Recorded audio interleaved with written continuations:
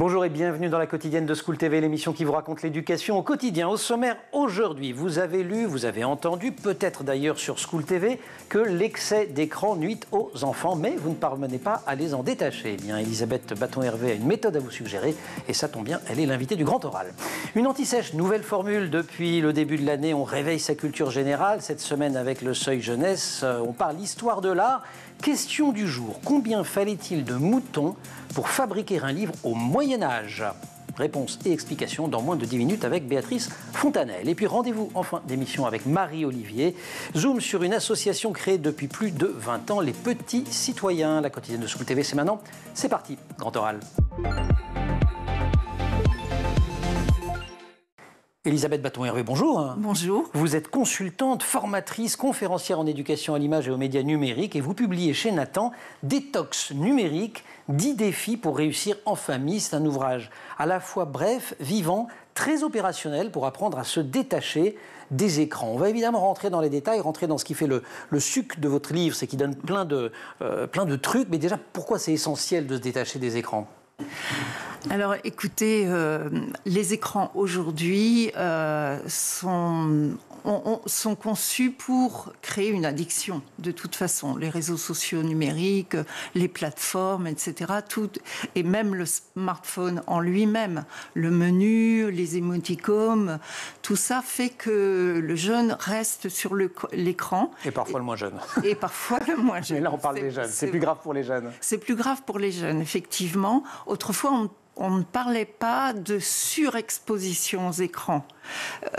Aujourd'hui, c'est monnaie courante. Et ça a des conséquences extrêmement concrètes. Vous les listez, par exemple, sur l'habileté motrice ? Oui, tout à fait, parce qu'effectivement, les enfants, même parfois très très jeunes, avant 3 ans, sont placés devant la tablette. Et donc, ils apprennent à faire glisser le doigt sur l'écran. Et pendant ce temps-là, il n'y a pas d'interaction avec les parents ou avec les adultes de l'entourage. Et quand ils arrivent en maternelle, ils ne savent pas ce que c'est qu'un livre, par exemple. Et ils ne savent pas non plus, ou du moins ils ne se nourrissent pas suffisamment en termes d'habilité ou d'habileté sociale, du lien avec ces adultes. Oui, tout à fait. C'est parce qu'on ne s'imagine pas, mais quand on a un écran entre les mains, on est déconnecté de notre entourage immédiat. Alors, quand on est parent, bien sûr, il ne s'agit pas du tout de, condamner ou juger, mais juste plutôt responsabiliser. Gardons les yeux ouverts sur ces réalités-là.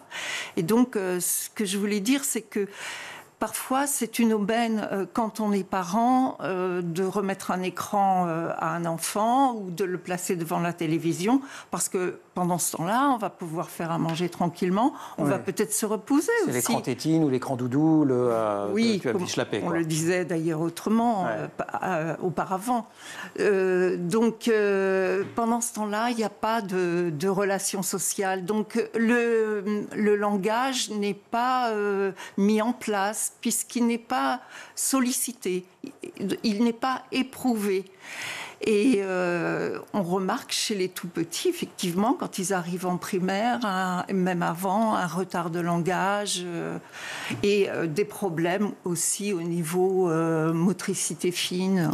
Motricité fine, langage, relations sociales, et tout ça a un impact direct ensuite sur l'apprentissage de la lecture, l'apprentissage des mathématiques. Et c'est important de désosser un petit peu ce mécanisme, parce que les écrans ne rendent pas idiots en tant que tels, c'est simplement le fait de les user trop qui enclenche un certain nombre d'effets qui, eux, en revanche, c'est pas qu'ils vont rendre idiots, mais ils vont empêcher d'accéder facilement à un certain nombre de choses. C'est un enjeu, vous l'avez souligné, pour la famille tout entière. En quoi le contexte familial influe-t-il sur la relation des enfants aux écrans ? Alors, comme je l'ai expliqué dans mon précédent ouvrage... Et vous avez reconnu que j'ai regardé, qui était sorti lui chez RS. Voilà, grandir avec les écrans et ce qu'en pensent les professionnels de l'enfance. Eh bien, j'ai oublié votre question. L'enjeu pour la famille tout entière, le contexte familial. C'est qu'en fait, il n'y a plus d'échanges, ou alors même chez des enfants plus âgés qui s'enferment dans leur chambre, etc., qui n'investissent plus les espaces communs de la famille, eh bien, il n'y a plus d'échanges entre parents et enfants, et parfois ça crée des incompréhensions entre les uns et les autres et des conflits. ça peut aboutir à des conflits. Donc les enjeux familiaux sont extrêmement importants. Ils sont considérables. Et c'est un livre qui est plutôt pour les enfants, de par sa forme. Il est sorti chez Nathan, mais c'est vraiment dire défi à... Puis je le montre quand même. Allez, hop, je prends une page au pif pour que vous voyez l'état d'esprit. Néanmoins, c'est vraiment fait pour que tout le monde s'en empare. Livre très opérationnel, il propose des moyens. Alors il y a des moyens mnémotechniques qui m'ont bien plu. Et notamment, vous rappelez une méthode créée par une psychologue clinicienne qui s'appelle Sabine Duflo. Oui. C'est la méthode des 4... Des 4 pas. Ouais. Alors c'est un double sens hein, sur les pas. Oui, c'est ça, parce que parfois elle est critiquée. On dit ne pas, c'est négatif, c'est un message négatif. Mais moi, je la vois aussi comme des pas, une progression vers la réduction d'écran. Et moi, je l'avais lu comme ça d'ailleurs au départ. Voilà, alors, le premier pas, c'est pas le matin. Oui, pas de télévision notamment, hein, le matin avant l'école, bien qu'à la télévision, il y ait un tas de dessins animés pour les enfants. Ce qui est un petit peu fait pour aussi, et vous citez une étude qui a montré qu'un enfant exposé aux écrans le matin avant d'aller à l'école a, c'est quand même considérable, 3 fois plus le risque de développer des troubles primaires du langage. Voilà. Pas au petit-déj, ça va un peu avec pas le matin. Oui, c'est ça, parce qu'il faut que l'enfant ait le temps de vaquer à ses occupations, de se réveiller, etc., d'échanger, qu'il y ait des échanges dans la famille, etc. Et puis qu'il arrive vierge de toute image et de toute émotion suscitée par les écrans. Il sera beaucoup plus disponible pour les apprentissages. Pas pendant les repas. Pas pendant les repas, parce que ça entrave aussi, là, les relations familiales, ça... on n'en profite pas aussi. Oui, c'est ça. Si notre chroniqueuse, diététicienne et nutritionniste Sandra Ferreira était là, elle dirait, mais évidemment pas pendant les repas, parce qu'on n'est pas à ce qu'on est en train de... Voilà, on n'est pas... Y compris de déguster, et ça se passe moins bien. Et surtout pas avant de se coucher. Et pas avant de se coucher. Alors on conseille 1 heure à 2 heures même avant de se coucher, d'éteindre et puis de sortir les écrans de la chambre. En rappelant, là encore, que beaucoup des problèmes que pose la surutilisation des portables découlent du manque de sommeil. Oui. L'effet, c'est ça. Une fois de plus, c'est pas, c'est pas le fait d'avoir joué sur mon téléphone portable jusqu'à 3 heures du matin qui me rend malade. C'est le fait que je vais dormir 3 heures, que je vais être mal, etc., etc. Quoique ça énerve. Ça énerve, ça m'empêche en plus de m'endormir. Voilà, c'est ça. Puis il y a cette histoire de la lumière bleue qui empêche l'hormone du sommeil de se mettre en place. Voilà. Donc. C'est vraiment préférable, mais pour les adultes aussi. Hein. Alors, c'est un vrai livre sur la détox numérique, 10 défis pour réussir en famille. Et c'est aussi un livre caché, qui est au fond un livre d'éducation, un livre d'actu, je veux dire presque un manuel de parentalité, parce que vous ne vous contentez pas de dire non aux écrans, vous indiquez par quoi les remplacer. Oui, c'est ça. Et là, on trouve des vieux conseils, quoi, d'une certaine manière. Oui, et puis ce livre, il a vraiment été enrichi par l'étude précédente que j'avais faite. Parce qu'il y a des choses qui ne me seraient pas venues à l'esprit si je n'avais pas fait cette étude. Par exemple, on dit à un moment dans le guide, pas d'écran quand j'attends. Parce qu'effectivement, des orthophonistes, des médecins, etc. me disent, mais dans la salle d'attente, il n'y a que des écrans. Ouais. Et même, quand bien même que les orthophonistes mettent des jouets ou des revues ou des livres adaptés aux enfants dans la salle d'attente, non, ce sont des écrans et ce sont des moments où les parents et les enfants ne se parlent pas. Donc, on propose des alternatives aussi à chaque fois. Et notamment lire, bricoler, sortir. Et dites-vous, il y a urgence à nourrir les enfants de liens humains en pérennisant aussi l'éveil culturel et artistique de la naissance à 3 ans, en citant Sophie Marinopoulos, qui fut chroniqueuse d'ailleurs dans cette émission. Elisabeth Baton-Hervé, on se retrouve dans quelques minutes pour continuer à explorer cette détox numérique qui vient de sortir aux éditions Nathan. Mais pour l'instant, c'est l'heure de l'anti-sèche, Béatrice Fontanelle.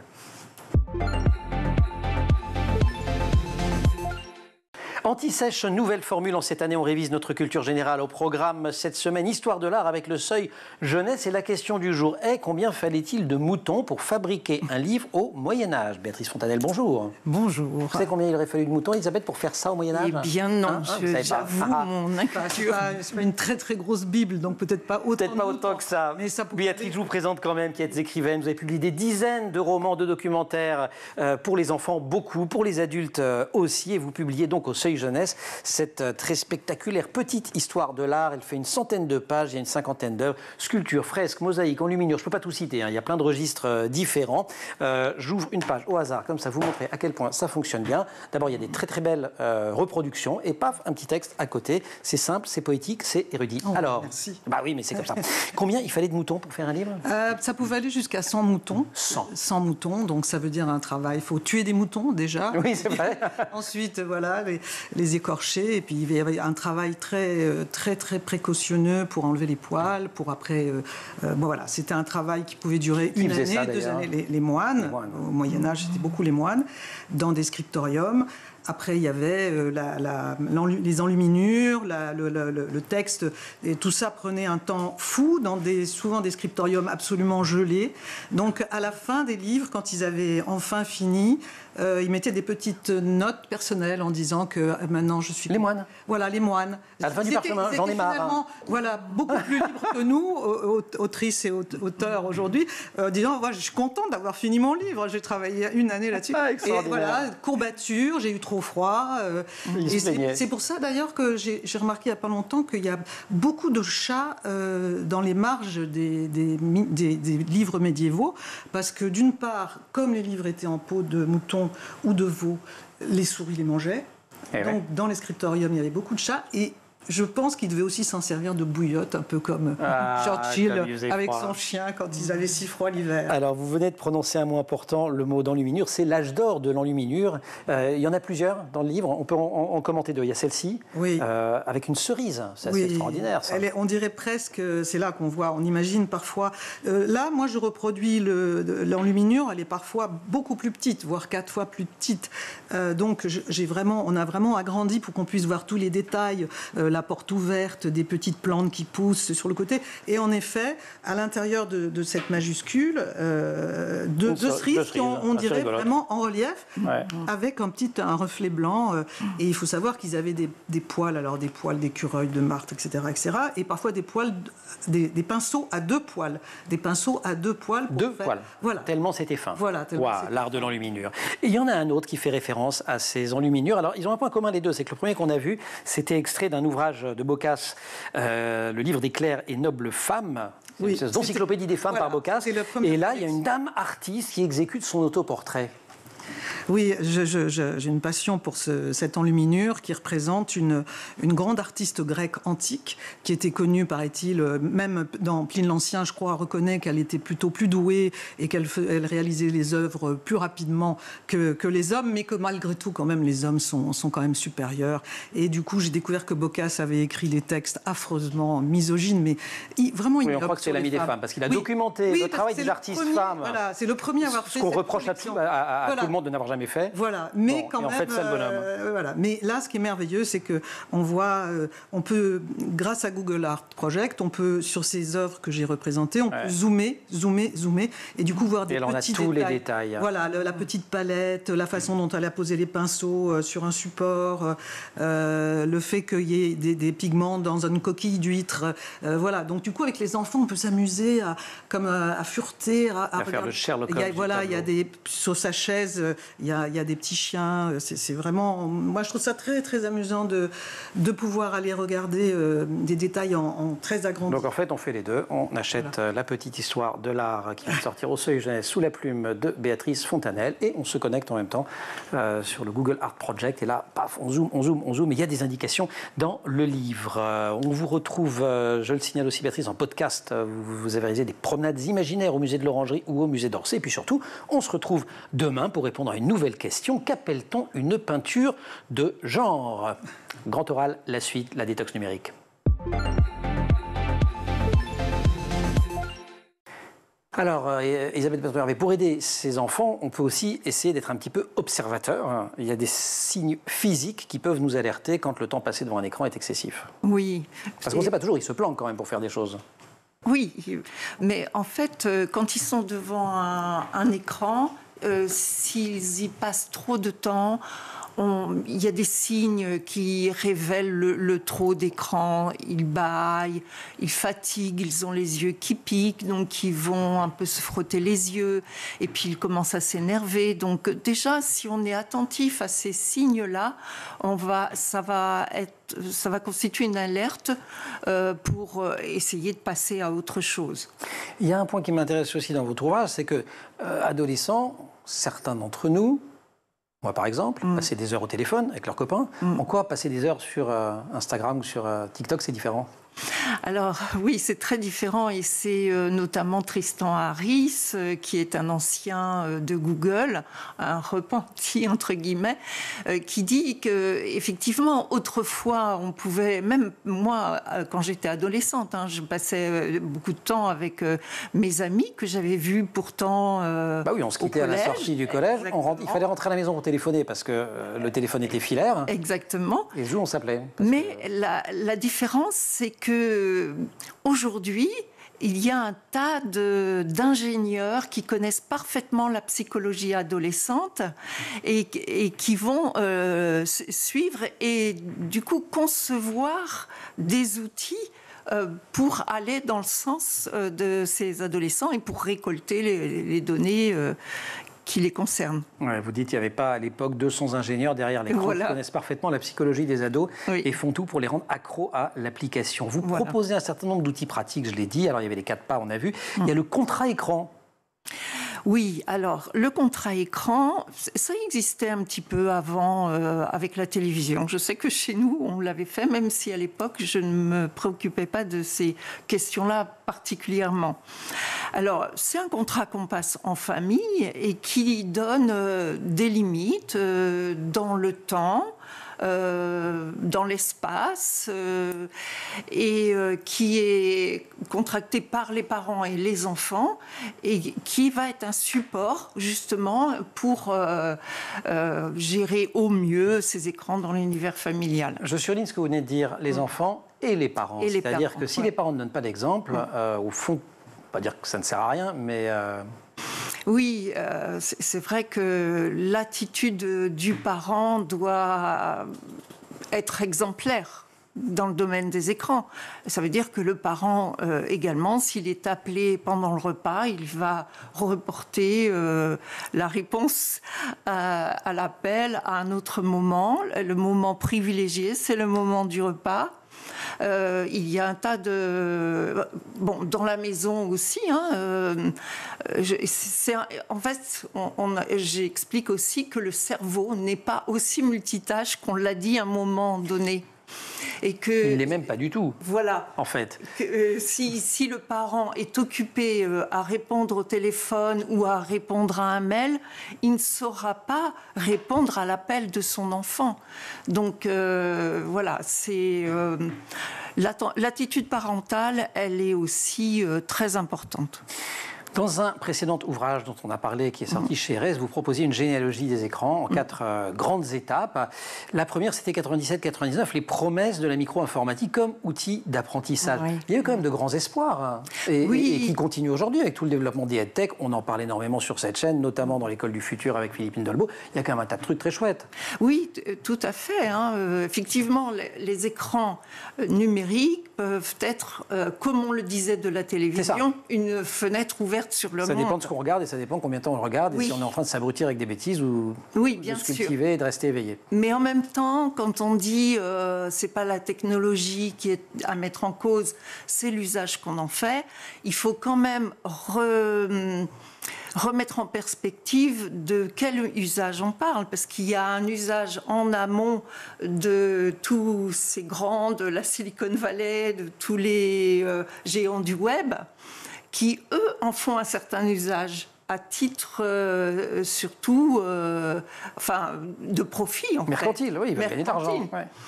Et il y a l'usage que vont bien sûr, ceux qui vont l'utiliser au quotidien. Donc, pour que l'usage soit raisonné, raisonnable, eh bien, il faut qu'en amont, on ait quand même à l'esprit un respect de l'humain, etc. Voilà. Justement, à propos de ces usages, est-ce que vous constatez, comme d'autres, des différences assez marquantes dans les usages des écrans, selon l'âge, selon le genre, selon le milieu social ? Alors, moi, je n'ai pas fait une étude Non, mais vous en racontez des études. Ouais. Oui, c'est ça. Vous en avez lu.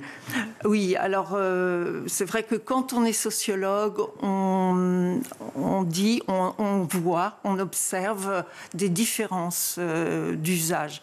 Mais moi, les psychologues, les orthophonistes, des professionnels de l'enfance, des praticiens de l'enfance et de l'adolescence, j'en ai rencontré une cinquantaine dans 12 départements en France. Eh bien, ceux qui habitent, par exemple, dans une périphérie de grande ville, ils vont dire, oui, là, ce sont des milieux défavorisés, donc l'usage des écrans est plus intensif. Mais j'en ai rencontré aussi en plein cœur de grandes villes, par exemple à Lyon, dans des quartiers plutôt aisés, et on me dit la même chose. Oui, c'est ça. Donc, vous savez, on est dans un quartier aisé, alors ils ont tous des... C'est ça. Donc, oui, en fait, l'argument fonctionne partout. Voilà, c'est ça. Donc, je ne saurais pas vraiment déterminer si ça dépend des milieux. Mais je pense qu'il faut faire attention aussi aux âges. Et ce que je propose, c'est que on s'intéresse aux compétences de l'enfant en fonction de son âge. Et même chez les adolescents, avant de fournir un smartphone, on devrait s'intéresser à ses compétences. Est-ce qu'il est capable, par exemple, de ne pas liker ou relayer comme ça sans réfléchir ? Est-ce qu'il est capable est-ce qu'il connaît ses droits et ses devoirs, etc.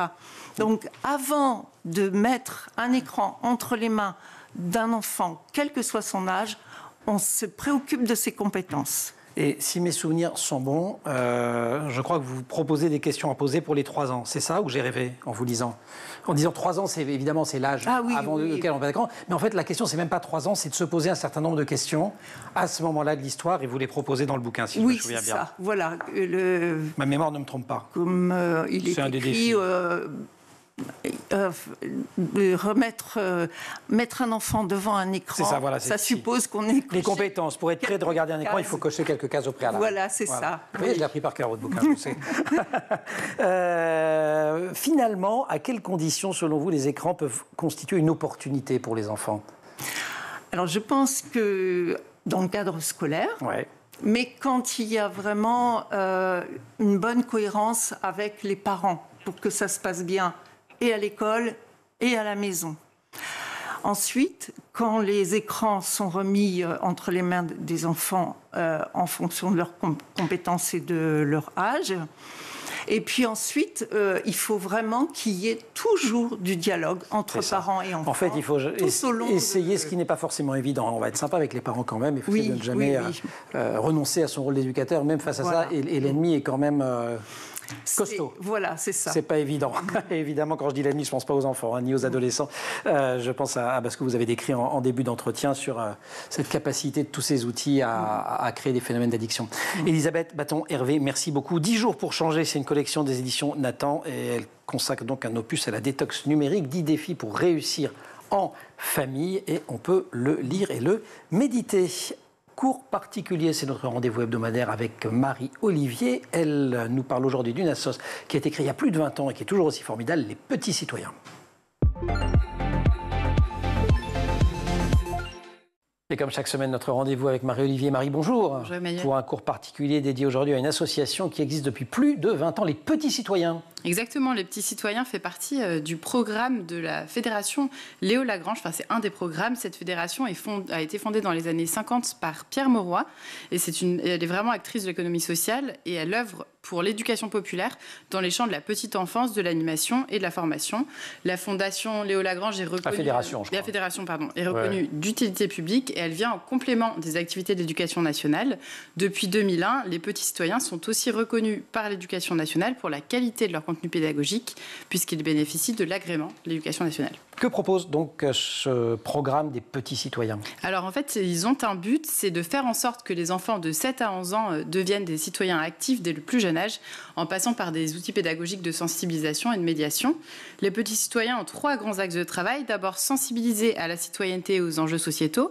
Ensuite, mettre en œuvre ou aider à la mise en place d'actions de prévention et de sensibilisation. Et enfin, initier des débats entre les enfants, mais aussi des débats dans les familles et dans les communautés. Les petits citoyens peuvent intervenir en classe, mais aussi dans des centres sociaux ou des centres de loisirs, par exemple, des accueils de loisirs. Concrètement, Marie, de quoi on parle avec les enfants quand on dit citoyenneté, enjeux de société? On aborde tous les sujets? Alors, au début de l'aventure, en 2001, les petits citoyens s'intéressaient plutôt à l'éducation aux médias. Donc, ils ont lancé un journal qui existe toujours d'ailleurs. C'est un journal numérique qui sort tous les lundis. Et depuis, les thèmes se sont vraiment diversifiés. Ils ont notamment fait des choses sur le harcèlement scolaire, pas mal de contenu pédagogique là-dessus, l'égalité filles-garçons, le cancer. Enfin, il y a vraiment beaucoup de choses. Il y a de nombreuses ressources qui sont disponibles sur leur site, comme des vidéos ou des activités ludiques interactives dans lesquelles les enseignants peuvent piocher. Et puis les petits citoyens, c'est aussi une bande de 5 copains. Oui, c'est ça. Copines. Exactement. Ça incarne les petits citoyens. Il y a 5 enfants. Agathe, la rebelle de 9 ans. Arthur, 11 ans, aventurier. Sa petite sœur de 7 ans, petite Marianne, qui suit ce que font les grands. Gary, 8 ans, qui rêve de devenir astronaute. Et Sarah, c'est la militante du groupe, elle a 10 ans. Ils ont aussi un chien, Choum, exactement, vous voyez à l'écran. Et les enfants peuvent vraiment faire la rencontre de ces joyeux personnages de BD sur le site des petits citoyens et partout dans les supports qu'ils utilisent. Ils suivent leurs histoires, ils peuvent suivre leurs interrogations, leurs doutes, leurs échanges. Ils peuvent même écrire à chacun des personnages. Donc on peut choisir d'écrire soit à Arthur, soit... Peut-être pas à Choum, mais à Sarah. Ça crée de l'intérêt, de l'adhésion. Il y a un espace dédié aux enfants sur le site. Ils ne peuvent pas seulement écrire, il y a d'autres choses. C'est ça, il y a un espace adulte et un espace enfant. Dans l'espace adulte, on trouve des ressources pédagogiques. Dans l'espace avant, ces fameuses vidéos. On trouve aussi des jeux en ligne sur le handicap ou l'égalité filles-garçons. Les enfants peuvent aussi s'inscrire gratuitement pour recevoir l'hebdo dont je vous parlais en ligne. Aujourd'hui, il y a 52 000 abonnés. Et fin mars, par exemple, le journal était autour de la journée internationale du zéro déchet qui se tenait le 30 mars. Donc cet hebdomadaire contient des articles qui sont écrits directement par les personnages. Donc, par exemple, Arthur, il va écrire un article sur cette journée du zéro déchet. Agathe et Arthur vont interagir sur les gourdes réutilisables qu'ils utilisent. Enfin, il y a plein de choses différentes comme ça, plein de formats. Et vous venez de le mentionner rapidement, mais les adultes peuvent également s'informer sur ce site. C'est ça. Il y a des interviews d'experts sur des thèmes comme la psychologie, les bienfaits du sport ou encore la manière de parler des actualités violentes avec ses enfants. C'est donc à destination des enseignants, mais aussi des personnels des milieux scolaires et périscolaires et des parents. Un catalogue en ligne est aussi disponible avec plein de ressources pédagogiques, des jeux par exemple sur l'éducation aux médias ou des kits pédagogiques sur les élections, sur l'estime de soi ou encore sur le vivre ensemble. Ce qui fait autant d'outils extrêmement intéressants à utiliser. Il faut donc aller sur le site internet des petits citoyens pour avoir toutes ces infos. Absolument, en se rappelant que la démarche est fondée sur 4 principes. D'abord l'expérimentation. En fait, ils offrent des ressources à des établissements scolaires. Il y a 500 lieux d'expérimentation. Une pédagogie qui est active, c'est vraiment l'enfant qui est acteur de ses apprentissages. On en parle souvent dans cette chronique d'ailleurs. Une démarche pédagogique qui vient en appui des enseignements qui sont déjà existants avec des outils complémentaires et des supports divers pour que chacun y trouve son compte. Chaque jour, il y a 60 000 enfants qui sont sensibilisés à ces questions citoyennes avec les petits citoyens dans plus de 480 collectivités partenaires. Voilà, il faut continuer l'effort parce que c'est important, cette citoyenneté active. Merci beaucoup, Marie, pour ce cours particulier. Merci aussi à toute l'équipe de l'émission. Laure Audemont au maquillage, Marine Plantec à la préparation de l'émission et qui est en régie aujourd'hui avec Saïd Mamou au son, Xavier Sanchez à la réalisation. Vous restez sur School TV, vous nous retrouvez nous en permanence sur Internet et sur les réseaux sociaux.